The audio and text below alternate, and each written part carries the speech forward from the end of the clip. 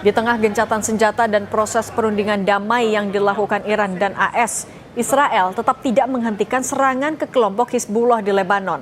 Apakah ini akan merusak proses perundingan untuk gencatan senjata?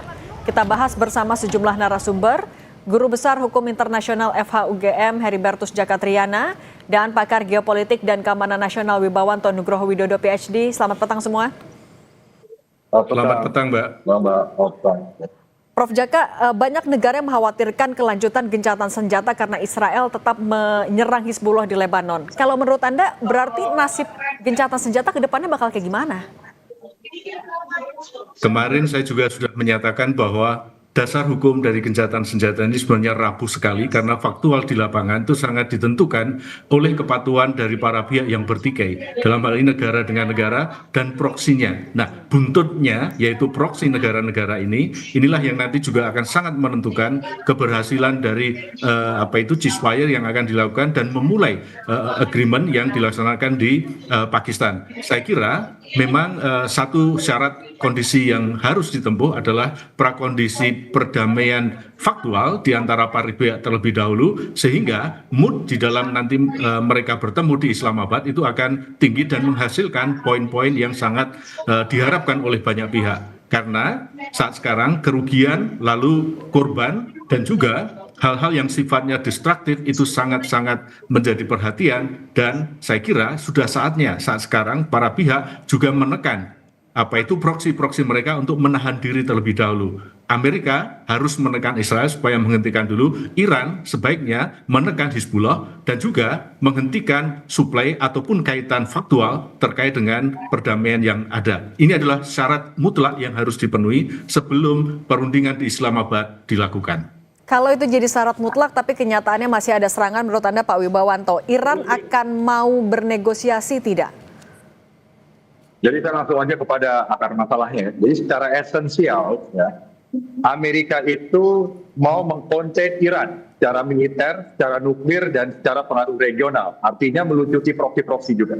Yang kedua, Amerika mau memastikan bahwa Hormuz tetap di bawah kontrol global community, termasuk Amerika Serikat. Jika Iran mau mengontrol, Amerika juga harus ikut mengontrol. Yang ketiga, Amerika juga akan mencegah terbentuknya blok Rusia dan China di regional security complex Timur Tengah, dan ini harga mutlak yang tidak bisa ditawar. Sehingga struktur dari regional security complex di Timur Tengah ini diharapkan oleh Amerika setelah konflik ini tetap tidak berubah dan Israel tetap aman. Inilah yang membuat kesannya Israel itu tidak ada yang bisa menekan.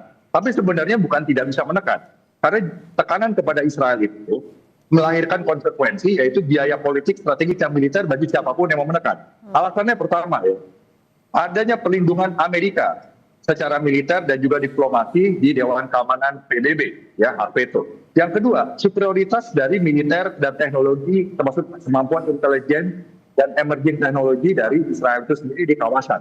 Yang ketiga adalah lobby-lobby Israel yang masuk ke dalam politik domestik di negara-negara yang mendukung Israel, sehingga jika lobby-lobby tidak diakomodir, itu mengganggu kondisi domestik di negara-negara yang mempunyai pengaruh lobby kuat Israel. Yang berikutnya adalah ada fragmentasi terhadap Israel dari komunitas dunia.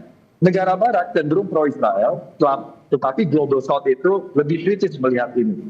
Dan oleh karena itu, kalau ada pihak yang menekan Israel, ya itu pasti akan melahirkan konsekuensi respon dari Israel yang bisa melahirkan eskalasi konflik lebih jauh. Apalagi Israel itu selalu mengklaim right to self-defense, walaupun belum diterima secara universal. Nah, ini tadi Prof sudah menyinggung bahwa hukum internasional itu seperti tidak berjalan. Kenapa? Karena berjalan dengan kepentingan strategis dari aktor-aktor besar, termasuk great powers, ya, yang sering posisinya berada di atas hukum internasional itu sendiri, gitu. Ini manifestasi dari dunia multipolar yang sekarang itu fragmented karena adanya persaingan antara ruling power Amerika melawan rising power Rusia dan China. Jadi ini interaksi dua variabel itu. Jadi kalaupun ada tekanan perundingan kepada Iran, itu sifatnya, Mbak, hanya manajemen konflik dan tidak ada penyelesaian fundamental. Sehingga Iran pilihannya adalah ya mau terima itu atau perang sekaligus, begitu. Dan ini bisa diselesaikan dengan eskalasi yang ditekan, ya, sementara ini special operation oriented konflik atau eskalatif mengarah kepada perang dunia. Itu dari saya.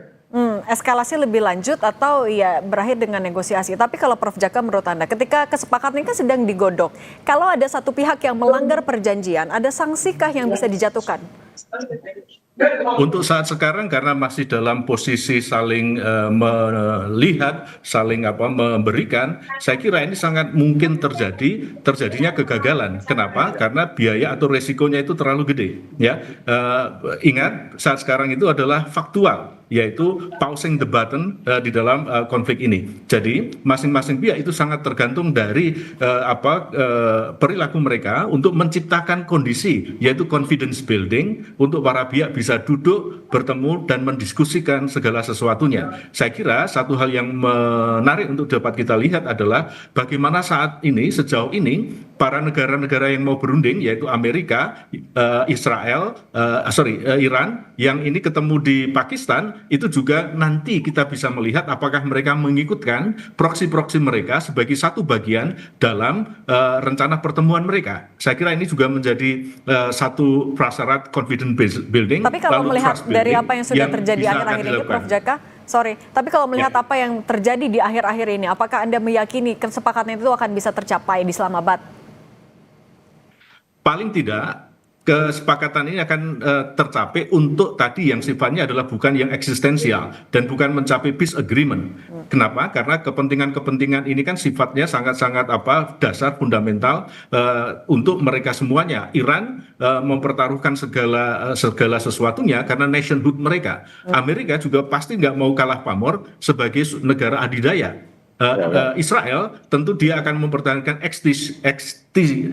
eksistensi mereka, Israel terhadap apa itu yang terjadi dengan Lebanon, proksinya dengan Hizbullah, ya, Palestina dengan Hamasnya dan lain sebagainya. Sehingga ini sama-sama gagah. Nah, untuk ini saya kira nanti peran dari mediator itu menjadi penting untuk pausing the button ini, yaitu Pakistan dan juga negara-negara lainnya yang memiliki channel langsung dengan para pihak yang sedang bertikai. Untuk sementara saya kira nanti yang faktual atau yang visible terjadi adalah faktual dulu. Tetapi untuk basisnya saya kira kok masih jauh dari panggang dari api. Oke, kalau di belakang Israel ada negara adidaya, ada Amerika Serikat, Pak Wibawa, menurut Anda sebenarnya masih ada negara yang bisa menekan Israel tidak untuk patuh terhadap aturan, atau setidaknya adalah apa kesepakatan di gencatan senjata? Jadi great powers lainnya, dalam hari Rusia dan China, termasuk juga Prancis dan Inggris, juga tidak bisa terlalu jauh menekan Israel dengan struktur regional security kompleks yang seperti sekarang. Ya, karena akan melahirkan konsekuensi politik, strategis dan militer ke mereka. Karena Rusia dan China itu juga mempunyai bilateral relation dengan Israel yang cukup kuat, gitu loh. Gitu. Jadi Israel itu, mohon maaf, saya harus menyampaikan apa adanya nih, Prof, ya. Susah diganggu gugat. Jadi kalau Iran mau menekan Israel di dalam perundingan ini, 99% confidence level nggak akan bisa. Kenapa? Karena struktur saat ini itu memberikan favor import pada Israel. Makanya rejim 79 Iran mau mengubah struktur itu. Nah, struktur itu menurut saya sama Prof sama-sama orang HI, solusinya adalah perang. Bukan kita realis. Tetapi pendekatan liberalis sudah dianggap tidak berhasil atau belum berhasil. Nah, kalaupun mau ditunggu apakah berhasil apa tidak, berarti semua harus menahan diri. Itu poinnya. Nah, itu poinnya. Jadi apalagi sekarang yang masuk ke sini yang Prof bilang, semuanya dalam kondisi defisit kepercayaan. Apa yang mau dibahas adalah hal-hal yang non-ideologis seperti deeskalasi biasa aja. Nggak ada hal yang eksistensial yang akan disepakati. Ya Prof, begitu. Ya. Dengan kondisi defisit kepercayaan ini, salah satu poinnya juga yang ditagih oleh AS adalah membuka Selat Hormuz. Mungkinkah Iran akan membuka itu? Kita bahas usai jeda, tetap bersama kami di Kompas Petang.